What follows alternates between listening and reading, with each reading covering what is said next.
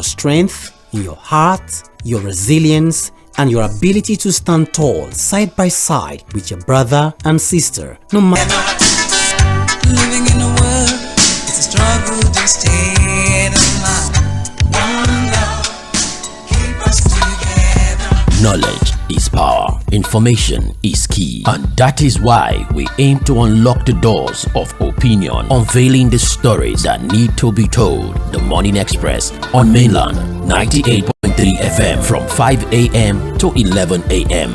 as we invoke the thought-provoking discussion, tackle the tough questions, challenge assumption, and give a voice to the unheard. This is the Morning Express on Mainland 98.3 FM. Welcome on board the Morning Express. Good morning.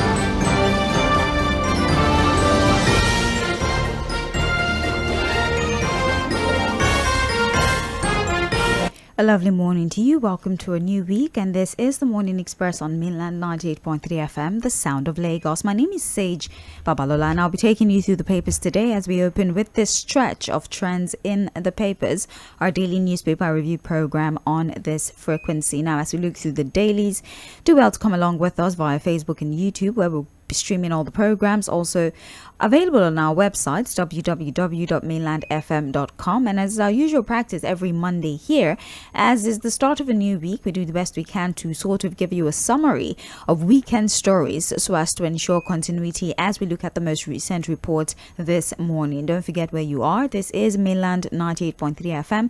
We are the sound of Lagos, and my name is Sage Babalola. The Morning Express has begun, and we're starting, as I mentioned earlier, with trends in the papers. Now, let's take a look at some of the stories that caused quite the stir on social media, the one that really got people talking, as well as reports that were put together by our daily.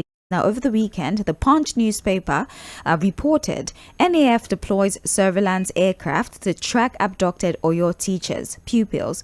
2 kidnappers killed during rescue of ex-minister Adilabu's relative, says police. Katsina step up efforts to rescue kidnapped general's wife. Court declares National Assembly's 110 billion naira SUV allowance spending unlawful. 2027 Obi Kwakwanto bid faces northern resistance. Post-primary crisis tears ADC apart. Khan urges federal government to declare state of emergency on insecurity. 2027 Nasarawa ethnic group demands deputy governor slot. Reps committee recovers 521.77 million naira VAT from CBN. Police arrest woman over false students kidnap claim in Edo. The Vanguard newspaper weekend stories goes thus: Ndume commends military, Zulum, Nema over rescue of 416 Ngoshe captives. Tension in Osho APC as Omishore loyalists dump party. United Nigeria Airlines surprises passengers with latest Samsung phones. Burutai hails Tinubu over 1.245 trillion naira Gombe Biu highway project. And finally, for the Guardian newspaper, we have aggrieved Anambra legislator sues APGA. INEC Ibemesi demands 100 million naira damages. Fire destroys 20 shop, goods worth millions in Ibadan market. Bauchi government sues ex-accountant general over alleged 40 billion naira misappropriation. NDC to release list of candidate for nomination form today. Igboho distances cell from Adilabu family rescue, credits security operative. And finally, xenophobic attack. Federal government begins free repatriation of 1,000 Nigerians from South Africa. Now, of course, there were more events that happened over the weekend, but this is more or less a summarized version, or at least a compilation of some of the necessary reports this morning. Fuad Said is our analyst. As always, he'll be joining us via the phone as we begin to look through these reports. The Punch, Vanguard, and Guardian newspaper are still the papers we would be using as references for our stories today, in no particular order. And as I said earlier, don't forget to join us on our streaming platforms, Facebook and YouTube, so you can communicate with us as we go through the stories. We appreciate you dropping your submissions in real time as we look through these reports. Fuad Said, good morning to you. Happy New Week. Yeah, good morning, Sage. How are you doing? I'm well, thank you very much for asking. I hope you had a decent weekend. Yeah, it was okay. It was good. Right. Thank you for asking. Of course. So let's get into the report, and we can actually start by more or less just reflecting over some of the stories that had been reviewed over the course of the weekend. Lucky for us, during Political Roundtable, most of these stories have been touched on. However, for the sake of those who probably didn't listen, let's just do a brief summary of these reports and get your analysis on them. Let's actually start with the rescue of the sister and the twin boys of the former power minister Adebayo Adelabu. After 2 days in captivity, they were said to have been rescued with the efforts put in by the security operatives. Apparently, 2 of these kidnappers were killed in action and they were returned hale and hearty. And as it stands, the house where they were being held is now being investigated, and they're trying to see if there's more to this, if this is a ring of some kind, and hoping that this release will help them to dismantle said ring. Now, reaction since the release of the sister of the power minister and her twin boys have been come in multiple folds, with some saying, well, this is great news, we're very happy, their children involved, people have been kidnapped regardless of whatever affiliations they have with a political individual, they're still people and Nigerians that should be rescued. And there's some who are saying, oh wow, so we're able to deploy the full force of the law when it comes to rescuing the elites. However, we have vulnerable ordinary Nigerians that have been victim of kidnaps, and up until now all we hear is all hands are on deck. And then there's the perspective of experts who think that these are not the same issue. Being abducted and held in a forest somewhere is not the same as urban kidnapping, of being abducted and held in a house in the city center with maybe perhaps hopes of asking for ransom. And so the tactic is different, and it is comparing apples with oranges, talking about the rescue of these persons and those who are being held in the forest. What do you think about this triage of opinions that have been formed since that release? Well, Sage, it depends on what you're seeing and what you're looking at. And honestly, I wouldn't want to fault anyone's opinion or perception of the issue. It's extremely difficult in this situation to see the same thing and have the same belief or have the same perception of the issue in the same way.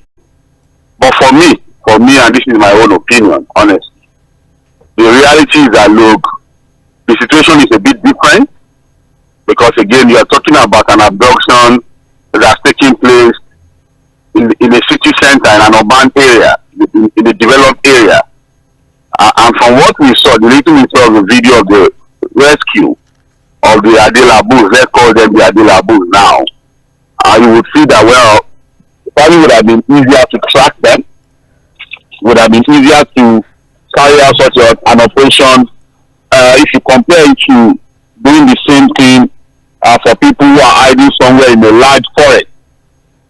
So a lot of people don't understand that, look, when we talk about bandits and the way they operate in the forest, again, we are talking about an expanse of land that is sometimes bigger than another country. Yeah. Some of the countries in West Africa.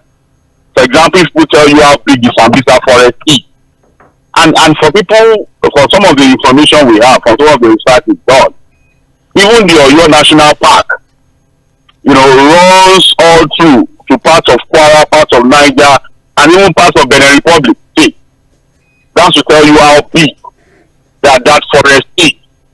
And we are talking about the forest with a lot of challenges, with a lot of difficult terrain. It's a very difficult terrain, unlike when you're talking about a search and rescue mission in an urban center. So again, it might be extremely difficult to be comparing the same situation. These are not the same thing. These things are a bit different. The only one we can talk about is, and I agree with people saying that, look, if the people in the Oyo forest, like by Curtis also said yesterday and our other islands, if they carry the same surname, if for example one of them is an Akpabio, one of them is a Makinde, will they still be in that forest? That's one question we can ask ourselves. That, look, the commitment we saw, the swiftness that we saw with the rescue of the Adelabus, if for example those children in the bush also carry the names of our top politicians and public officials, maybe the response would have been different. Maybe. And I say maybe because again, I just want to, attend to this issue with a bit of caution. But honestly, the best time to deal with an abduction like the one we saw in Oyo State is to stop it from happening in the first place. Right. Once it happens and they succeed in moving their victims and mass like that into the forest, it becomes extremely difficult, extremely dangerous, and delicate. And I'll give you some of the things security experts have said about what some of these bandits do.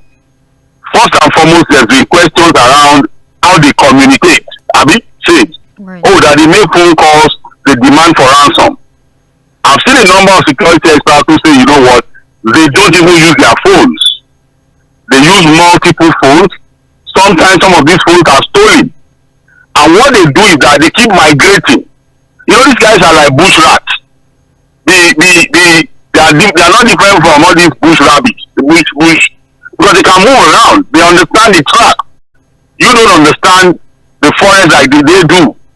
So what they do is that, look, they communicate with you. I remember that someone who had gone to drop ransom for some of these bandits had appeared on one of our shows, on 𝐴̀tọ́-mi show. And what he said is that, look, they told him that they will collect the ransom in Kogi State, but they released the captives in Nasarawa State. Whereas the kidnapping happened in Kogi. So how they were able to move in our forest from Kogi to Nasarawa should tell you how crazy these guys when it comes to understanding our forest than we on the outside do. So look, this abduction happened in Oyo. Don't be shocked, if these guys are already somewhere in Niger State or even far into some forest in Sokoto State. That is the kind of capacity they have in going through our forest, moving for hours. And that's why for every time we remember this Oyo people, there's a way we just feel, because God knows what they are going through. How are we even sure that they are all alive? Some of these things we don't want to say it, but it's important for us to tell Nigerians how delicate the situation is. It's a very fluid situation. Things can go wrong very fast. But again, that is where our technology comes in. It's not about tracking them in the forest, using some very old, outdated equipment. There are surveillance drones, right, that would have been able to do the job effectively. So as they move, the drone continues to track them. That is why we are talking about the need to invest more in technology, if you understand what I'm saying. Yeah.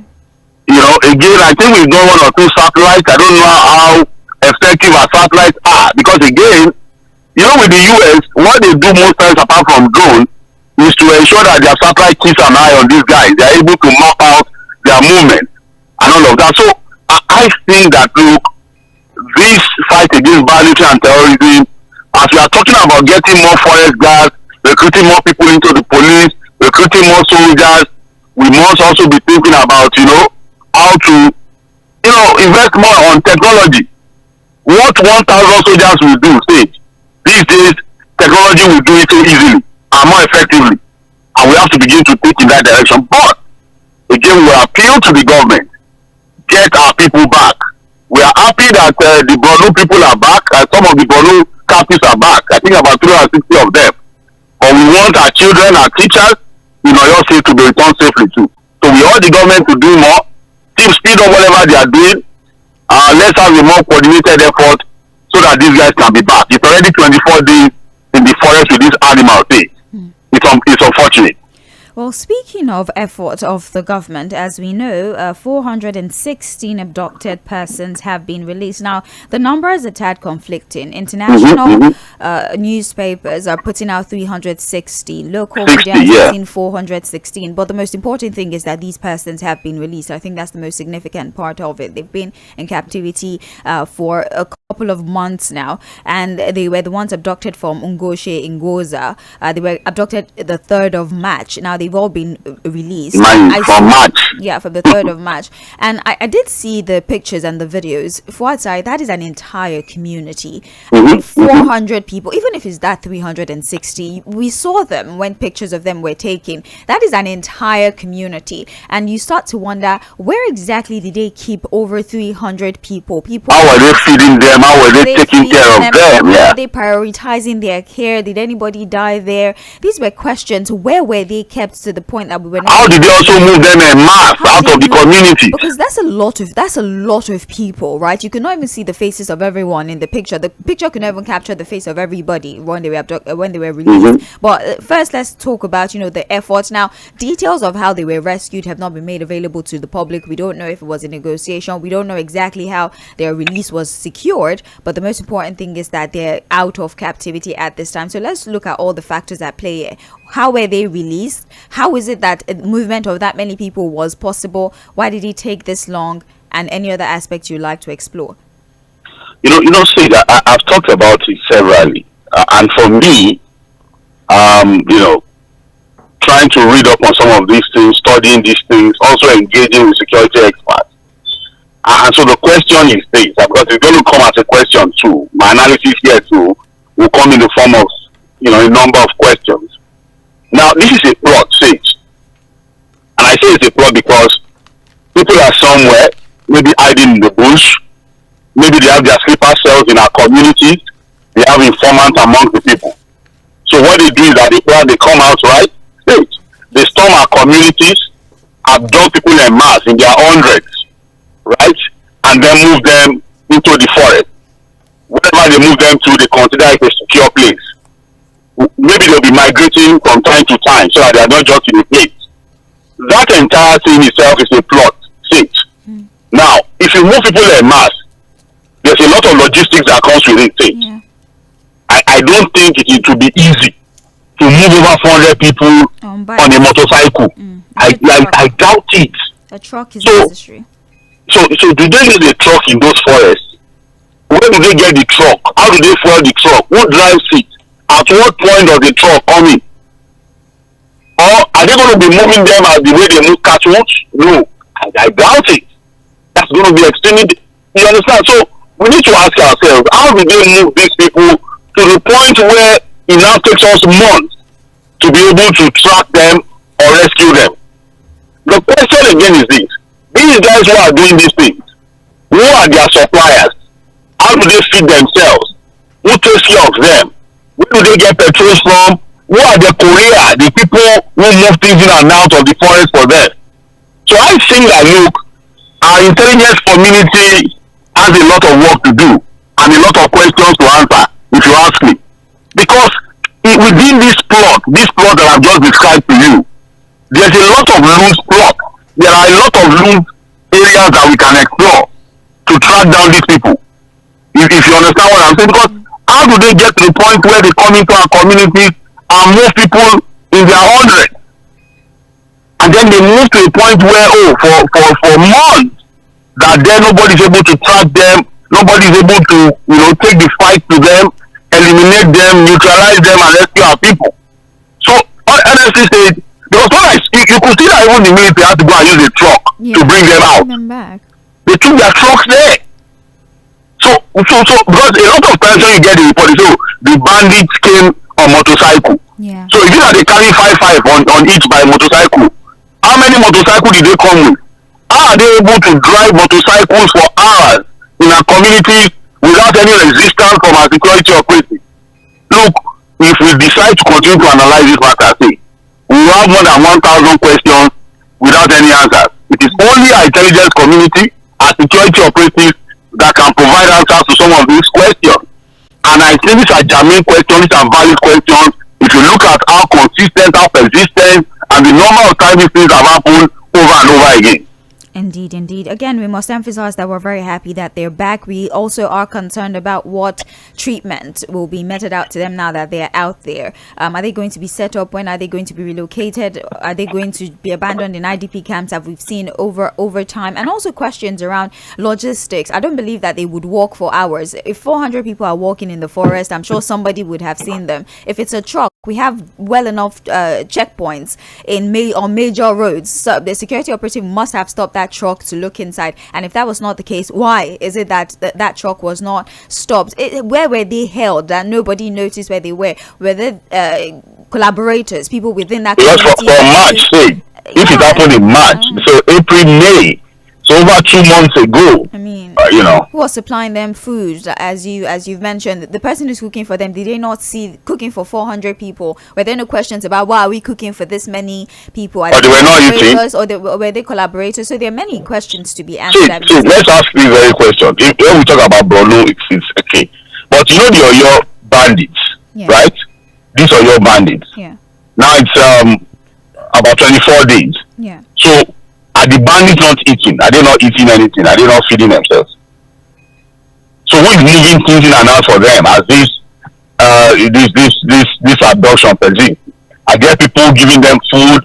Do they have a food vendor? Who are the guys moving things in and out for them?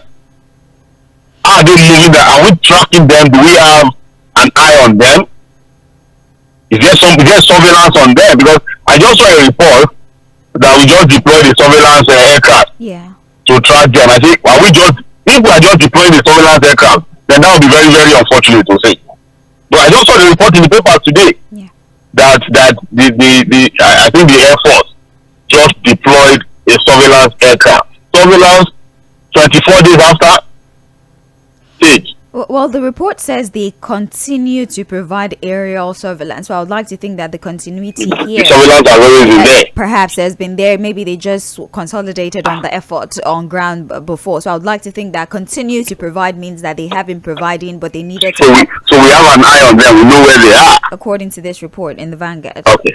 Well, knowing where they are, I don't know. The report doesn't specifically say, we found them and we're watching them. It just simply knows that they have provided more aerial surveillance. Maybe they're looking for them. Maybe they have eyes on them. We don't really know for sure. But since we're still talking about this spate of abduction for Said, a former director of Defense Information, retired Major General Rabi Abubakar, his wife, and a few other people have been abducted. Now, there's a 2-minute video that's in circulation right now, and the bandits are asking they want a prisoner swap. 3 of their guys in custody. They want them released for the Major General, his wife, and others that have been abducted. They're also asking that the livestock that was seized from them be released. These are their demands for outside. You see, again, we like to commend our soldiers, the entire security operatives of the country. So especially when they go out there and arrest the leaders of some of these terrorist networks. Again, because some of these things don't come so easily. Yeah. So if they are able to push some of these things through to the point where they arrest some of these guys, especially their leaders, it's something that we must always commend. But I would also expect that at that level, especially when it comes to understanding the way some of these guys behave, these terrorist networks, once you arrest some of their top commanders or leaders, what they do is to also go after your own people. And what they try to do is to get to the point where they can negotiate from some of prisoner swap.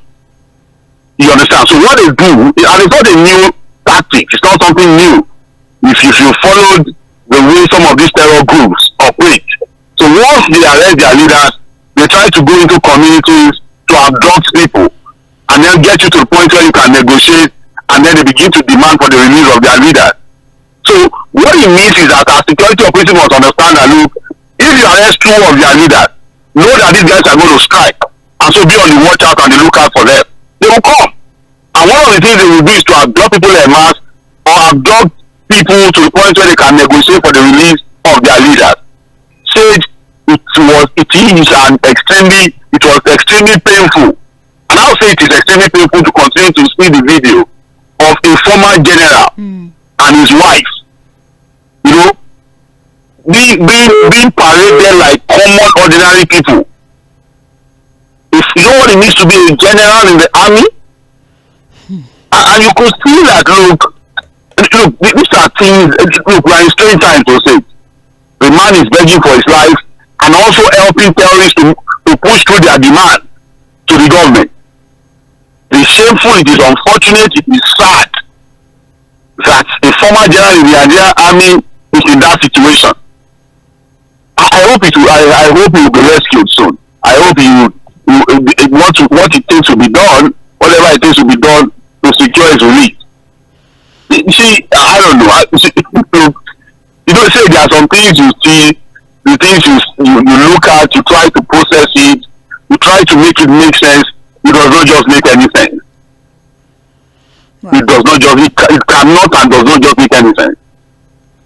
Well, for what side, their demands have become very, very scary if they're not asking for the release of their people. Now, we have reports, and we don't know whether or not these reports are facts, because the Oyo State speaker said that when he was speaking about the demands of these bandits, he rounded off by saying, we don't know the details of their demands. So it leaves a lot of question. Is that really what they're asking for, or was he just using that as an illustration? But so far, the reports are saying they're asking for the implementation of Sharia law, they're asking for weapons, they're asking for money, they're asking, and you're wondering, why do you think that it's okay for you to demand that the laws of an entire country be tampered with? It's a difficult place to be. The lives of our people over tampering with the law to suit the narrative of abductors is a terrible place to be, and I'm not jealous of the government for that. I must tell you that they can put 1 million demands on the table. And do you know the only thing I hope they get? Say it. I hope they get debt. That's what I think they get eventually. That's what I hope they get eventually. These are mad people. These are crazy people. Very unfortunate set of human beings, if you ask me. And it's unfortunate that we are now at the point where we have to continue to even negotiate with these deranged elements. How I wish we can really take. And we are hoping that we can put our foot on the ground. Again, I will be against any form of operations that will lead to the death of these innocent people who have been held captive. Right. Now, they are Nigerians. You know, it's just unfortunate that, look, the system has failed them. And we must pray and urge the government, you know, that they step up and secure their release. And that is why, if you notice yesterday, it was almost like a consensus. Where did we get this idea of repentant terrorists, repentant bandits? So that mad person that beheaded the teacher now, one day he will come out and say he has repented. I will say we should take him back to the society. Yes. The government argues that those are not the kind of people they rehabilitate. That these are individuals that they profile them, individuals who how do they profile them? How? So they say their profiling is those who were believed to have been forced into it or abducted and made to carry out domestic responsibilities, or abducted and forced to bear arms. They're profiled and separated from the actual leaders of the terrorist groups. That's what the government says. Listen, nobody's going to take that crap. See, I'm sorry, it doesn't just go with me. The reality is that, look, I'm not sure. And if you look at even countries, advanced societies where these things are done, it's a very long process, to say. And you will know that they will be very thorough, well detailed about the process.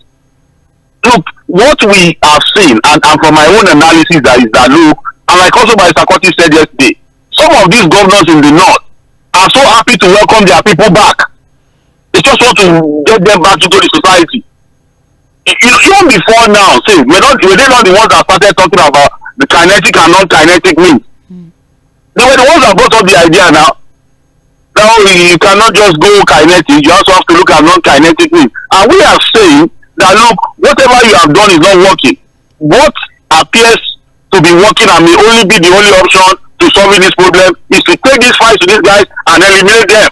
The more you eliminate them, the more the others will get the message that the Nigerian government has zero tolerance to these things. But once you continue to pamper them, give excuses and say, oh, you profile them, some of them were forced into it, you probably will send a message to the others that, look, you know what, you can pretend to also be part of the repentant terrorists, they will pamper you and bring you back into the society. But once they know that you know what, it is no mercy, zero tolerance against you once you are found out to be a bandit or a terrorist. These guys should take the message and begin to know that, look, we will not bow down to them. We just have to put our foot on the ground. These guys are crazy. Well, I do agree with you 100%. I think in a context like this one, only the government should have a monopoly of violence, right? We should not be negotiating from a place of weakness, or we should not be negotiating at all. But then, for our side, even as Nigerians, we're very silly people. Over the weekend, there was bandits were on TikTok live doing giveaway for our side. They were telling people on TikTok live to give their account numbers, and they were crediting people money on TikTok lives. Let's even say that unfortunate thing has happened. The people who dropped their account number, I personally DM'd a few of them and I said very nasty things that I cannot say on radio to them. You're very, very silly. People have been abducted, they're collecting ransom, and you go and drop your account number on a live stream of bandits when they're giving money to people. But then again, can't this avenue be explored? I mean, the person who's sending the money is sending it through a bank account, right? And if you are to own a bank account in the country, they must have information about you, the address you used to register, your NIN, perhaps anything about you. So isn't this an avenue that we can explore? Is this not a point of entry that our security operatives can use? And what do you say about Nigerians that are pretty much watching bandits and taking their own share of this very bitter cake? Well, again, to start with, I think one of them on TikTok was arrested over the weekend. I think so. One of the bandits who is very popular on TikTok, who would always share his own videos and what his activities. I think one or two of them was arrested over the weekend. Again, you see, you don't have to be a security expert to know that, look, there are weak points, there are loose ends of the entire plot that our security operatives can explore. Like you have just said, equally they are transferring monies to people. Where are they transferring the monies from? It means they run bank accounts. They must have done BVN, NIN, and all these things that Nigerians have done to be able to run those accounts. So yes, I agree with you that those are areas that our security operatives can explore. But for Nigerians who are busy collecting money from them, you know we are at a period where we have a generational challenge. People's brains are working in a very interesting way, very unique way. For them, everything is cruise. For them, everything is entertainment. You see, and unfortunately, we are at a point where people will not necessarily condemn bad behavior, especially if they can benefit from it. If you understand what I'm saying, they don't say anything wrong. That's just the whole thing. And then this idea of just giving money, it's just about money. We are not circumspect, we are not intelligent enough to understand that, look, sometimes we have to be well behaved. So I'm not surprised that is happening.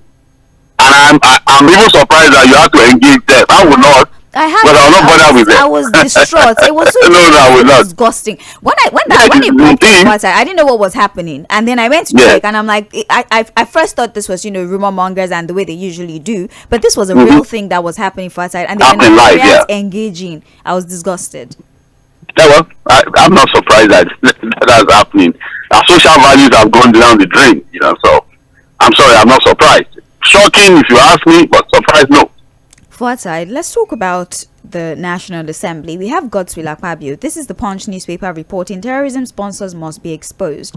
The president of the Senate, Godswill Akpabio, on Sunday urged Nigerians not to give up hope, saying he was compelled to introduce monthly prayer sessions to tackle abduction, killings, and militancy when he served as the governor of Akwa Ibom. He said Nigerians must continue to pray so that the terrorism sponsors will be exposed. According to him, Nigeria has endured and survived past wave of political crisis, pandemic, and insurgencies. He said, God of Hope should actualize our dreams. It brought together top government. That's the service where he had spoken. The theme for that service was God of Hope actualize our dreams. And he was reflecting on his time as governor. He said he introduced a monthly prayer initiative as part of effort to confront the rising case of kidnapping, militancy, and killing in his state. And so he's encouraging us to do that as well. We should pray more so those who are financing these terrorists be exposed by God. So the Senate president is telling Nigerians that, look, we should continue to pray and pray more so that the financiers of these terrorists will be exposed. Abby? Yeah. that we should pray more. We should continue to pray Yeah. so that the financiers.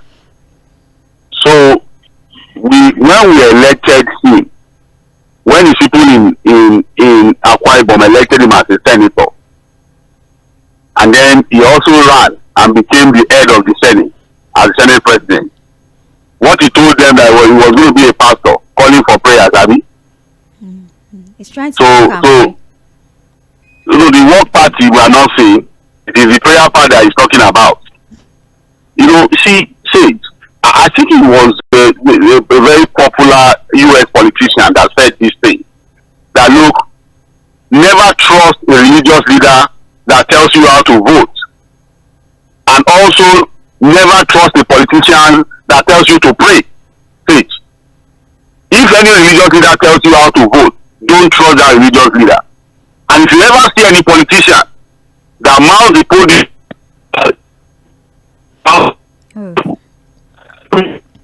Fatai, there's been an interruption. Let me disconnect and call you back. We apologize for that. If you're just tuning in, Trends in the Papers, Mainland 98.3 FM. I do see all of you on the live stream. Thank you so much for engaging. Makes me know that you're listening and you're paying close attention. We're looking at the Punch newspaper. It sort of encapsulates the majority of the story, right? And we're trying to have a conversation around the Senate president and his position that we should pray so that we can start to see the exposing of terrorism financiers. What side are you back? I'm with you. I'm back. We did not vote for our political leaders to come and tell us to be praying for the things we voted for them to go out there and use our resources to resolve and solve for us. You see, you know one gospel singer ran into trouble. Yes. With Nigeria when she also went on and on and on and on about prayer. Look, more than 90% of the things we pray for in this country, say, are things that politicians should do for us, are things that people who don't even pray at all have done for their people. See, How many religious people are in China? the government is big. In the US, don't you see that weekends in most of these societies, they are busy watching football, going for different sporting activities, until law club, we pray. Yes, but even look, prayer without work It's dead. is useless. Any prayer that you keep praying, especially when it is something that you have got the ability to do yourself, you've got the resources to do, you are praying. Praying what? The most secure nations of the world did not use prayer to secure their country. See, they used hard work, the God-given talent, God-given wisdom, God-given resources. They now deploy through hard work and commitment to solve the problem. The prayer call by the Senate president, like every other person who is calling for prayer for me, is hypocrisy. Look, so no, if it's about prayer, why does the Senate president have a lot of security operatives guarding him? Oh. He should have prayed now and say, the prayer has covered me. Say it. Why does he have policemen, DSS, army, all guiding him as the Senate president? He should use prayer to guide himself now. So we should continue to pray. For even religious persons or religious leaders in this country have bodyguards, right? They hire private security to cover them. But I saw a video recently of a very senior religious leader, and he was telling his congregation, do you know that as a child of God, nobody can touch you? Let them touch you and see. They cannot abduct you. They can't. I'm like, hey. Fourth side, are we forgetting that an actual church was attacked and people were taken from the church? Look, what I'm even saying is that this religious leader telling his people that once you are a child of God, nobody can touch you, nobody can kidnap you, nobody can house of God. They went to the house of God. I am even saying that this same religious leader, if you see the security detail around him, the people guarding him, he moves around with not less than 10 security operatives, so fully armed. But he's telling his people that, just pray. Once you are a child of God, nobody can touch you. So that's what I'm saying, that if you ever see a politician who is telling you about prayer, he's a bloody liar. And if you ever see a religious leader who is also influencing you on how to vote, that religious leader too is a liar. Don't trust them. Well, Maybe he's saying that we should pray so that we can also support our security. Are we just praying? Are we not a praying nation? During the kinetic movement, we support them with prayer. Maybe that's the. We are a praying nation. See, we look. Our mosques are filled up. Go to our churches; they are filled up. We have all manner of vigil: Monday, Tuesday, Wednesday, Thursday, Monday to the Muslims. Our salatu is everywhere. The Friday everywhere is locked down. But the traditionalists too, they are busy doing their thing. Where is the work? The work must come. Look, they say work and pray. I mean, you do the working before you pray. You work and pray to support it, to come into that. But we are praying, we are not doing any work. I'm praying. I'm praying. Side, I would like for us to talk about this before we leave. Cooking gas hits 2,000 naira per kg as Huriba warns of economic cruelty. This is from the Vanguard newspaper. The Human Rights Association of Nigeria has condemned the sharp rise in the price of LPG. And they've described it as economic cruelty, warning that unchecked profiteering is undermining citizens' constitutional right to life. Now, aside from the fact that there's been a disruption in the supply chain, which caused us to see an increase, there are also those who are selling it, who are causing artificial scarcity. They're increasing the price and they're profiting from this suffering. Because why is cooking gas 2,000 to 2,400? Because I saw another report that there's some places where they're buying for as high as 2,400 naira for 1 kg. Why? See, if you look at the report very well, what it says is that, look, many of the people producing these things prefer to export rather than sell it at the local market. Yeah. So, and that's where the government has to now come in. Because if that's the reason why these prices have gone through the roof, then we must probably have a national policy that ensures that, look, you can't take this product out when we have not satisfied the local market. Then we also have to check what is the motivation. Why are they more motivated to take this product out than sell at the local market? Those are the questions that we need to ask ourselves. If it is true that is the reason why gas prices have gone through the roof. So the government has to step in. The consumer price control agencies must come in. Consumer protection agencies must come in. The government has to come in. See, governance is a lot of work, okay? That's why people vote for you. That's why they give you their resources. That's why they overpamper you. Since the start of this problem of gas, have you heard the National Assembly decide to have a public hearing, an oversight function, call the stakeholders to know why we have this situation? They don't care. You have the Senate President come out Badua gas wale. Iranu. Well, Forsyth, the Federal High Court in Lagos has declared unlawful the National Assembly's controversial 110 billion naira expenditure on vehicle and allowances for lawmaker, holding that the spending violates procurement laws, constitutional obligation, and trust in the public and public trust, basically.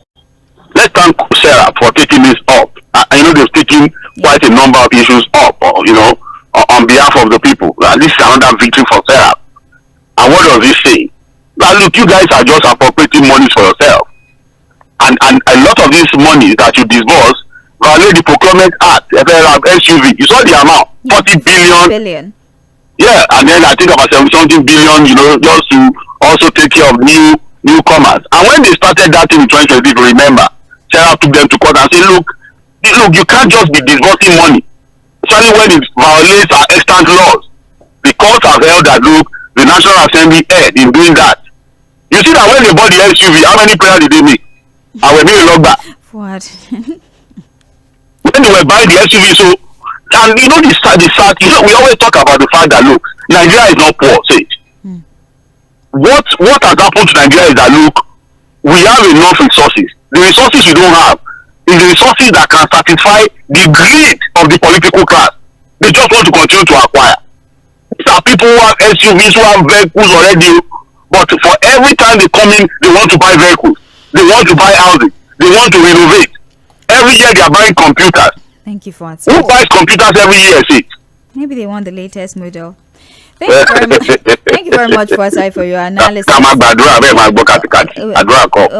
have to go now. Thank you so very much. Well, just for the sake of conversation, very briefly in a few seconds, Iyabo Obasanjo dumps APC. The federal government has also cleared 5-month allowance arrears for lecturers, so they should be expecting to get that money soon enough. And experts are demanding an overhaul of the over 2,000 students and teachers abduction under the Safe School initiative. They're asking questions around the monies that have been put into that initiative and what why it's not yielding positive results. We'll go on break now. When we come back, it'll be time for Mainland Focus. We'll have a conversation. I'm Sage Babalola. Don't go anywhere.